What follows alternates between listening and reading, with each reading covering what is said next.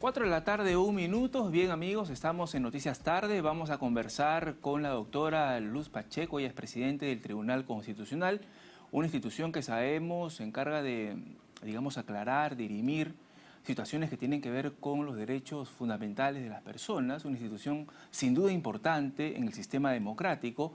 Así que vamos a dialogar con ella sobre diversos aspectos. Ella que es muy tolerante, inteligente, además, estuvo en el velorio del expresidente Alberto Fujimori. Sin embargo, muchos periodistas lo tomaron como que ella rehuyó algunas preguntas. Sin embargo, esto no ha sido así. Doctora, ¿cómo está? Buenas tardes. Buenas tardes, muchas gracias por estar aquí. Queríamos saber primero para que aclare esta situación que se ha generado con algunos medios de comunicación. Bueno, mire, yo recibí en mi despacho una comunicación diciéndonos que en cumplimiento de un decreto supremo que había dado el gobierno, había que asistir a este funeral del señor Fujimori, al cual iban a rendir honores como si fuera un presidente en ejercicio. Y según ese decreto supremo al que se remitían, había un protocolo determinado. Entonces yo fui porque había sido convocada porque había una misa.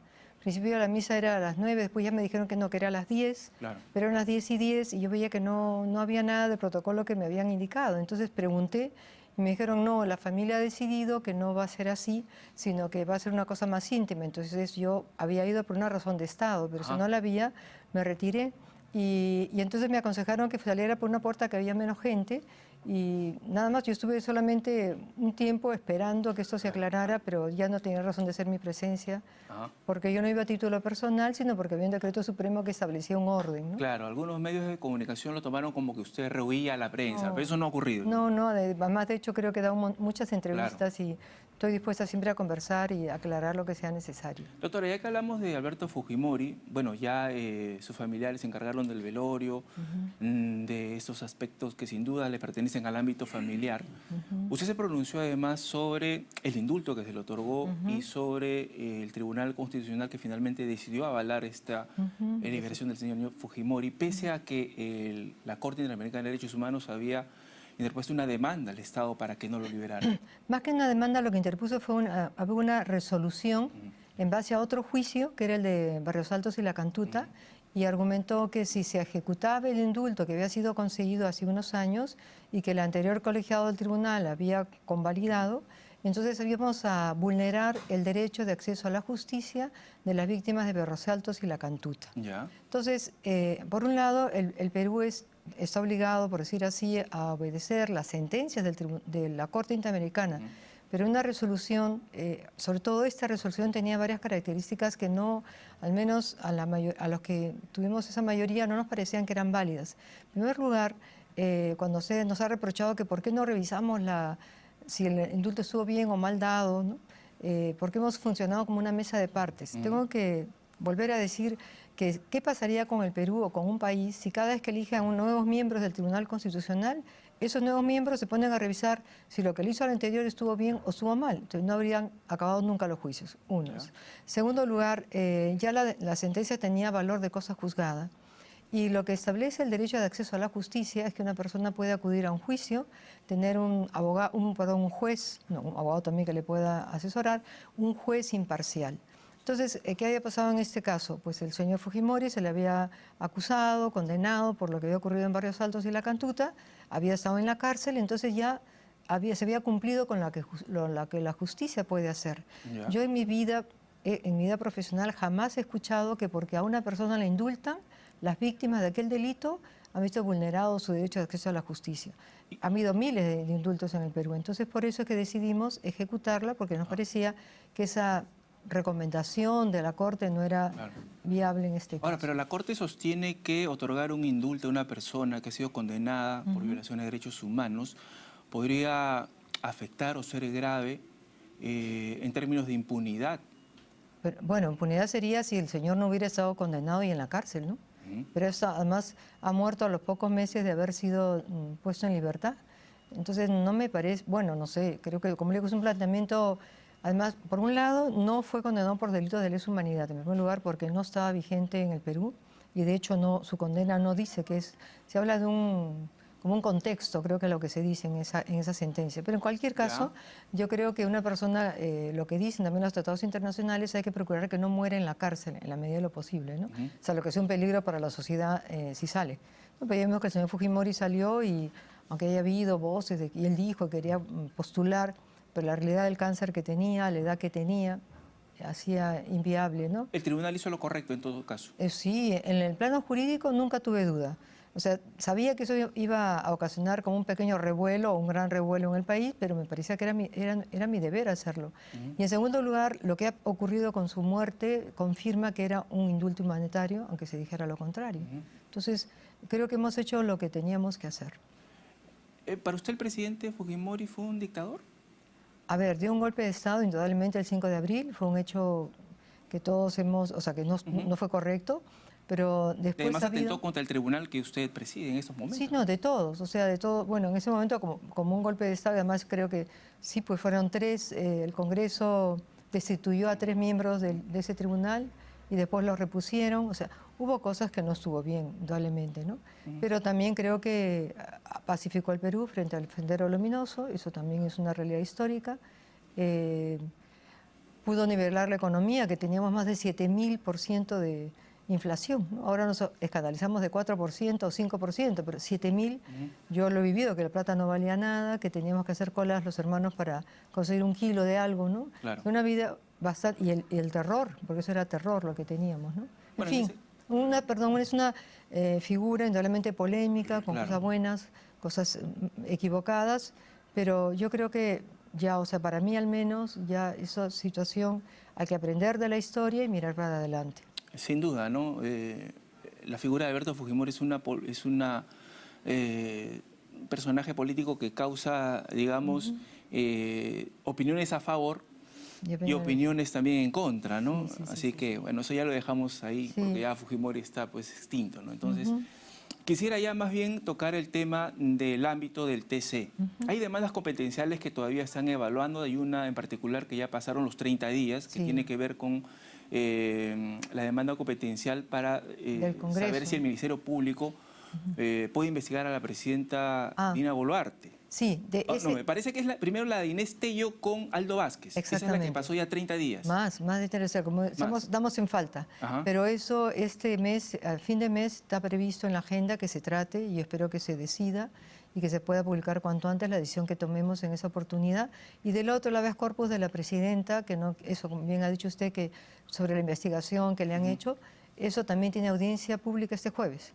Ya. Este jueves ahí también se verá lo que dicen los abogados del Ministerio, lo que dice también los abogados de la presidenta. La primera sobre Inés Tello y Aldo Vázquez, ¿por qué se ha prolongado tanto? ¿Por qué se ha pasado ya los 30 días establecidos? Sí, lamentablemente, no sé, ha sido una serie de circunstancias por lo visto, pero ahora ya está fijado en la agenda y de todas maneras se ve.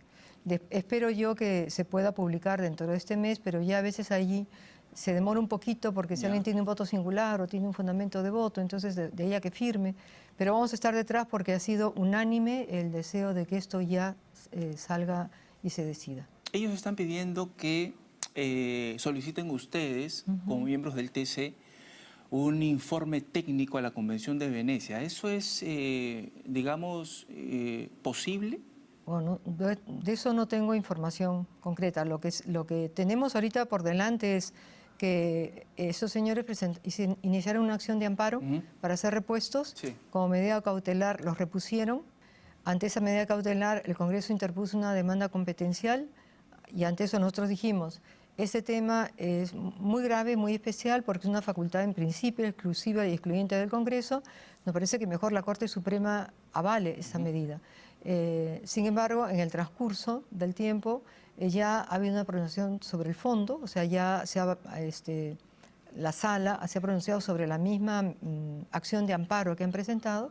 Entonces nosotros tenemos que ver ahorita, si no hasta ya la medida cautelar, sigue procediendo que nosotros nos pronunciemos, no sigue, hay que esperar el final de la acción de amparo porque hemos dicho que cuando en el ejercicio de esas funciones propias del Congreso vulnera derechos fundamentales, las personas que se sienten afectadas pueden entablar una acción de amparo, que es lo que está ocurriendo en este caso. Por eso le digo, a fin de mes tenemos que ver todo esto. ¿Se va a resolver a fin de mes? Sí. En caso no sea positivo para los tribunos de la Junta Nacional de Justicia, ellos tendrían otra posibilidad de recurrir a una instancia Claro. más arriba del TC para poder Sí, ya revertir ello. sería la instancia supranacional, ¿no? La Corte Interamericana. Cuando se agotan los recursos en la vía nacional, ya se puede recurrir a la vía supranacional, que sería la Corte. En el caso del habeas corpus de la presidenta. Bueno, en cualquier caso, siempre que hay una tutela de derechos, o sea, derechos vulnerados, y no se consigue lo que uno considera que es su derecho, se puede acudir a la Corte Interamericana. ¿Este también se va a resolver el fin de mes? No, porque ese recién tiene ahorita la audiencia. Después de la audiencia hay 30 días, pero resulta que acaba de presentar una demanda competencial la presidenta, que es un tema muy relacionado. Entonces, cuando los temas están conectados, se hace una acumulación por conexidad. Entonces, tenemos que ver si lo otro que acaba de entrar está así íntimamente relacionado y tendrían que resolverse los dos juntos. Entonces, ahí hay que esperar que haya una contestación de la demanda competencial y después ya nosotros tenemos un plazo para poder citar a la audiencia y después ya decidir. ¿De cuánto tiempo estamos hablando más o menos?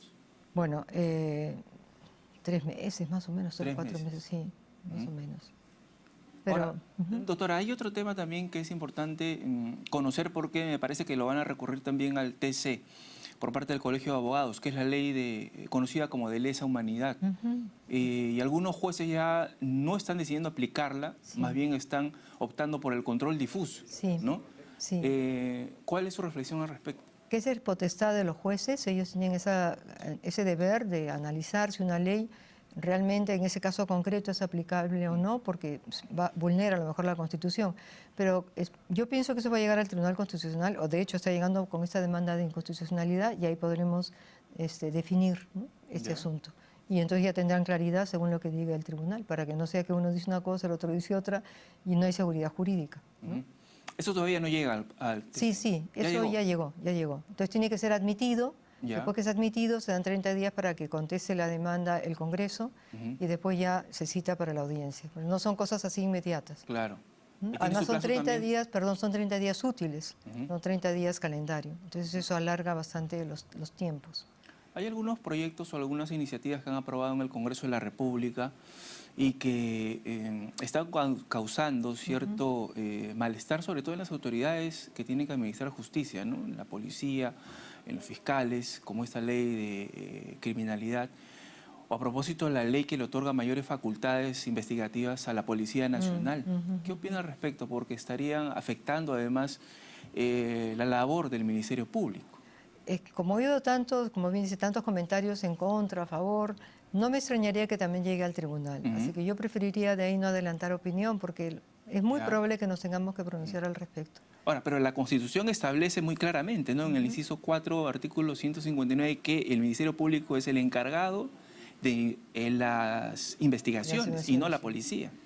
Por eso le digo, prefiero no adelantar opinión, pero es cierto que la Constitución establece las competencias del Ministerio Público al respecto.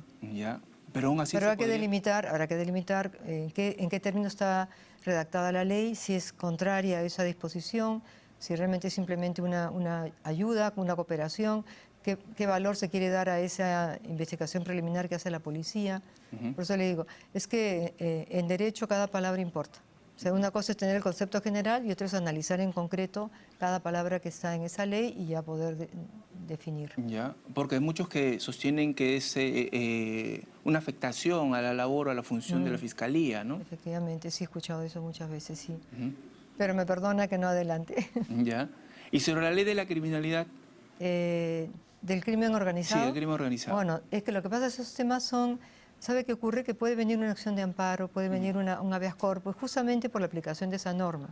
Si yo ahora le diera mi opinión al respecto, después no podría intervenir cuando llegue el juicio. Entonces, por eso sí son temas que, como están en discusión, no los podría comentar. Sí puedo comentar sentencias, cosas que ya están aclaradas, porque ya eso no hay ningún problema. Pero a veces las sentencias no son tan claras para las personas y por eso procuramos explicarlas, ¿no? Doctora, hay otros temas además que tienen que ver ya con la función propia del TC. Y que se han aprobado además, porque han ordenado ustedes, y esto me parece positivo, el pago de devengados a una mujer embarazada. Era una técnico que no sabía qué hacer en realidad y ha recurrido al TC y el TC le ha dado la razón. Sí, estaba contratada con esa locación de servicios de la que tanto abusa el Estado, que es como si fuera una trabajadora independiente, pero era una persona que trabajaba en la sección de emergencia de un hospital, sujeta al horario, a las guardias, a todo.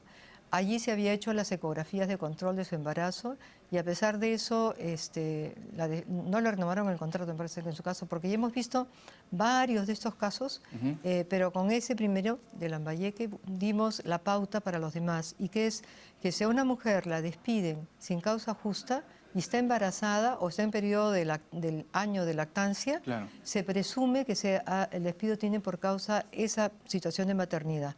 Y entonces hay que reponerla. Ahora, si es un puesto, como era ese caso, que no está en el cuadro de asignación de personal y por tanto no tiene una plaza que ya estuviera presupuestada y vacante, lo que se dice es se le repone hasta que se convoque al concurso público. Si no se convoca al concurso, si se convoca al concurso y ella no aprueba el examen o no se presenta a ese concurso, pierde la plaza y ya no tiene derecho a ninguna retribución o indemnización. Pero si no, se queda allí. Pero el gran paso que dimos fue decir que le pagaran todas las remuneraciones que se habían generado desde que la despidieron hasta que la incorporaron. Porque antes, que decía el tribunal, tienes razón, te han despedido mal, das un juicio para que te paguen al Poder Judicial. Entonces, claro, era alargar un camino de sufrimiento para la gente. Ahora, se ha creado también un precedente positivo a este varón a quien se le otorga una pensión de viudez. Exactamente, porque antes se establecía, porque claro, esa ley es del año 70 más o menos, y en esa época eran pocas las mujeres que trabajaban en la vida pública, o sea, trabajaban en su hogar sobre todo. Entonces se pensaba que el pensionista iba a ser siempre la viuda. Entonces la viuda podía tener 50 años, no importaba que fuera sana o enferma, y podía entonces acceder a la pensión de viudez. Pero cuando era ella la que había aportado, para que el viudo pudiera tener esa pensión de viudez, tenía que demostrar que era mayor de 60, 10 años más, que era enfermo y dependía económicamente de la mujer.